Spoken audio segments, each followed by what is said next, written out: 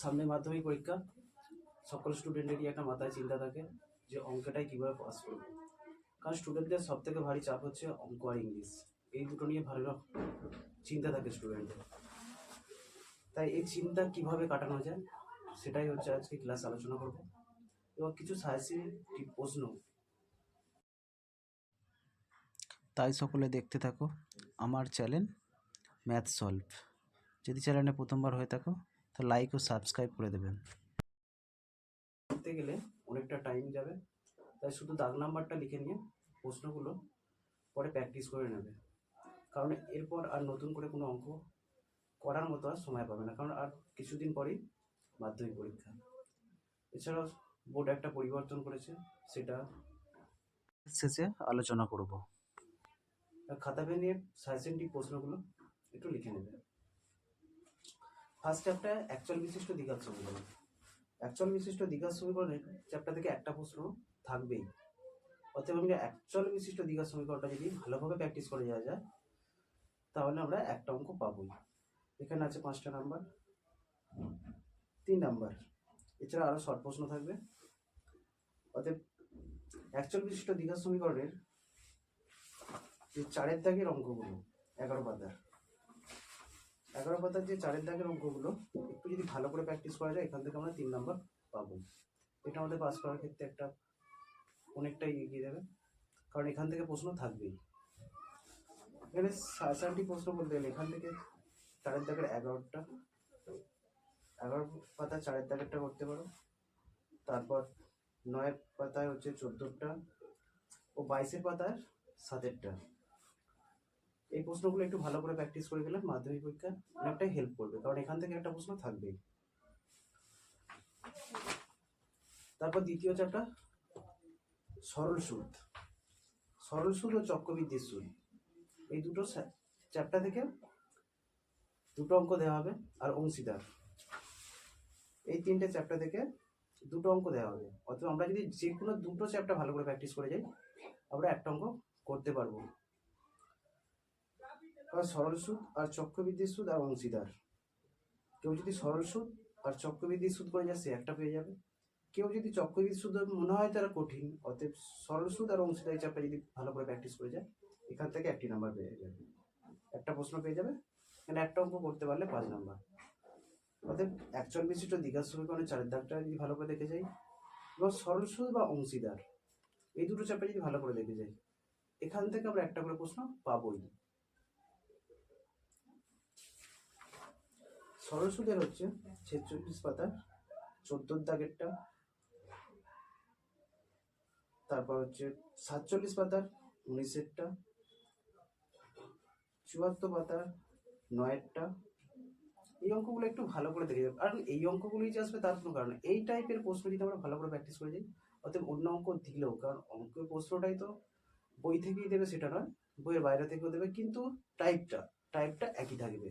অতএব আমরা যদি এই অঙ্কগুলোকে ভালো করে প্র্যাকটিস করে যাই অবভিয়াসলি আমরা বাকি অঙ্কগুলোকে কভার করতে পারবো।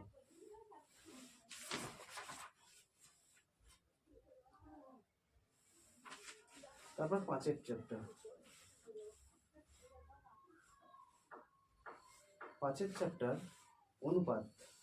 অনুপাতের অঙ্ক থেকে 5 চ্যাপ্টার অনুপাতে 95 পাতার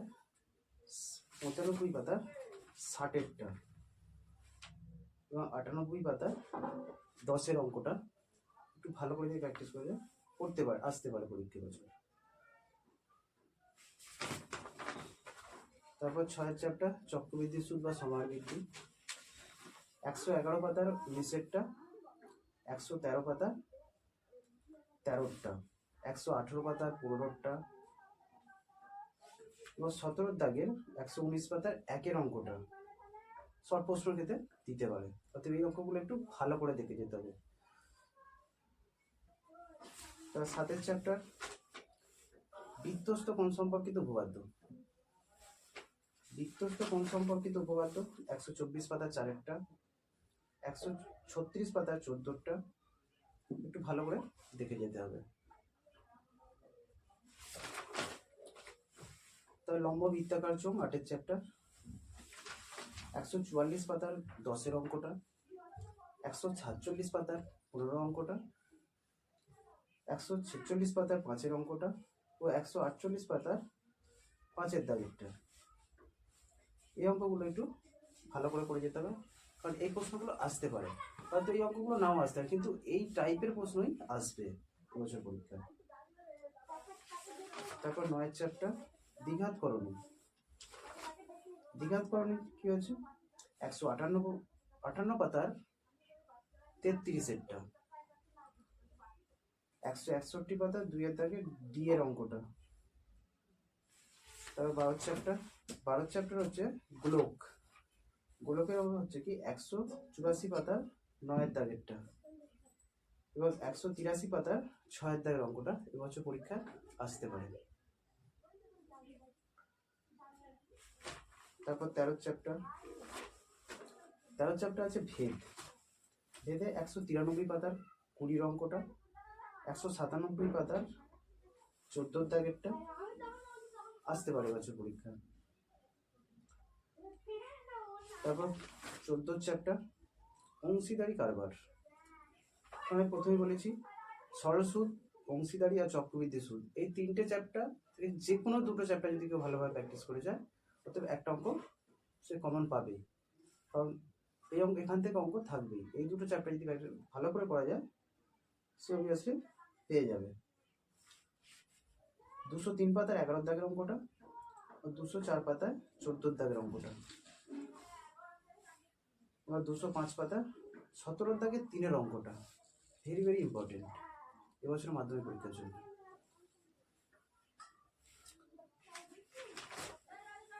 তারপর 16 চ্যাপ্টার লম্ব বৃত্তাকার শঙ্কু।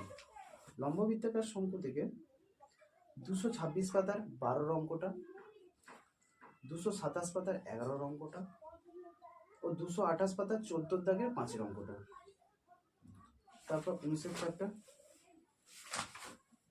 চ্যাপ্টার হচ্ছে বিভিন্ন ঘনবস্তুকে নিয়ে যে অঙ্কগুলো, সেখান থেকে থাকবে 266 পাতার 13-এর দাগের অঙ্কটা এবং 265 পাতার 9-এর দাগেরটা। তার 20 চ্যাপ্টার ত্রিকোণমিতি কোন সম্পূরক, সেখান থেকে 276 পাতার 6-এর অঙ্কটা এবং 277 পাতার 5-এর দাগের 3-এর অঙ্কটা।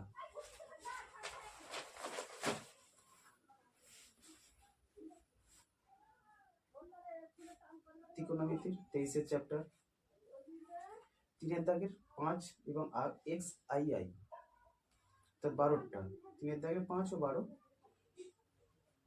311 পাতার।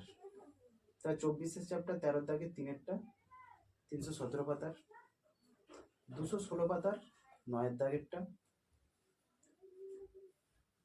তারপর 25 চ্যাপ্টার ত্রিকোণমিতির অনুপাতের প্রয়োগ, অর্থাৎ উচ্চতা ও দূরত্ব নির্ণয়। এখান থেকে একটা অঙ্ক থাকবে। এই অঙ্ক কি হচ্ছে, একটা যদি ছবিটা ভালো করে আঁকা যায় খুব সহজেই অঙ্কটা করা যায়। অর্থাৎ এই অঙ্কটা যদি ভালো করে দেখে যাওয়া যায়, এখান থেকেও প্রশ্নটা কমন পাবে।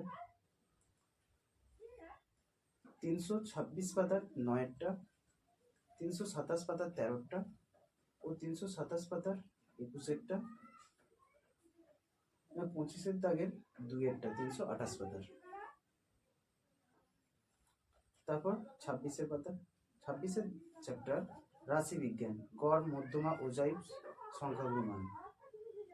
337 পাতার 8-এর দাগেরটা, 341 পাতার 13-টা, 347 পাতার 22-এরটা, 350 পাতার 10-এরটা, 358 পাতার 3-এরটা, 364 পাতার 8-এরটা।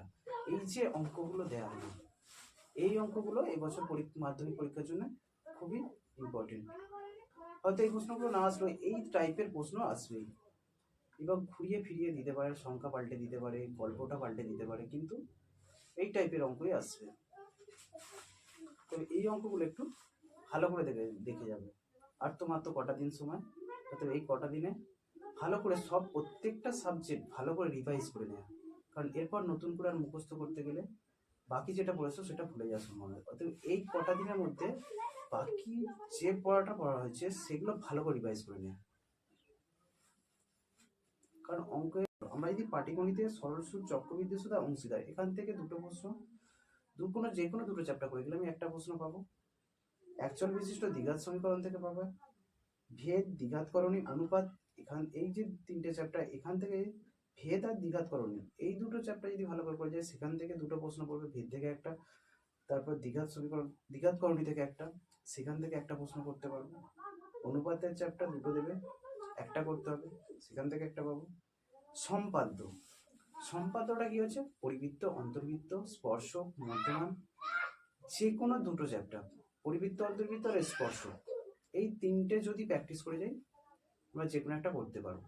কারণ স্পর্শক, পরিবৃত্ত আর অন্তর্বৃত্ত এই তিনটের মধ্যে আমি একটা করতে পারবো, কারণ এই তিনটের মধ্যে একটা থাকবেই কমন। তারপর উপপাদ্য, তারপর প্রয়োগ আছে। এই অঙ্কগুলো ভালো করে একটু দেখে যাবে। তারপর যেটা আসছে যে মধ্যশিক্ষা পর্ষদ হঠাৎ কালকে সময়ের টেবিলটা চেঞ্জ করে দিয়েছে। মধ্যশিক্ষা পর্ষদ হঠাৎ করে 18/1/2024 তারিখে সময়সূচিটা পরিবর্তন করে দিল। আগে কি মাধ্যমিক পরীক্ষা হতো 11টা 45-এ স্টার্ট হতো, 3টেতে শেষ হতো।